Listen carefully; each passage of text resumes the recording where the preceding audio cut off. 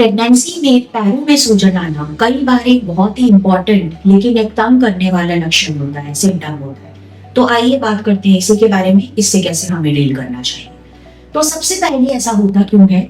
ऐसा इसलिए होता है क्योंकि बढ़ता हुआ यूट्रस जो हमारे पेट में बड़ी वेसल्स को प्रेस करता है, तो पैरों से वापस आने वाला खून का दौरा रोकता है।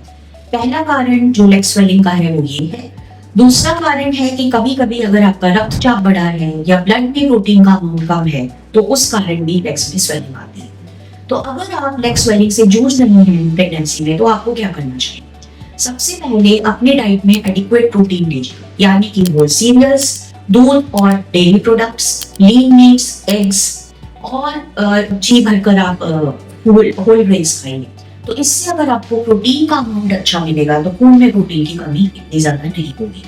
दूसरा तरीका, आप अपने लेग्स को जैसे डिपेंडेंट पोजीशन में या नीचे की तरफ लटकाकर अगर बैठते हैं तो ऐसा करना कम कर दीजिए।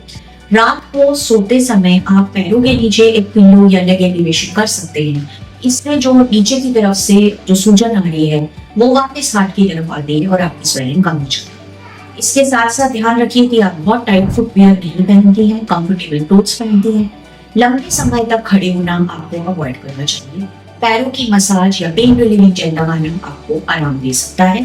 साथ साथ अपने डॉक्टर के पास रेगुलर चेकअप के लिए जाइए।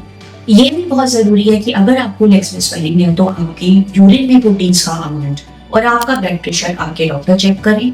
साथ साथ कहीं आपको पैरों में वेरिकोज वेन्स तो नहीं बन रही है या फिर जो नसों की फूलने का जो शिकायत होती है वो तो नहीं आ रही है, ये भी आपके डॉक्टर चेक करेंगे और आपको एप्रोप्रिएट एडवाइस देंगे। तो इन बातों का ध्यान रखिए और स्वस्थ रहिए। नमस्ते।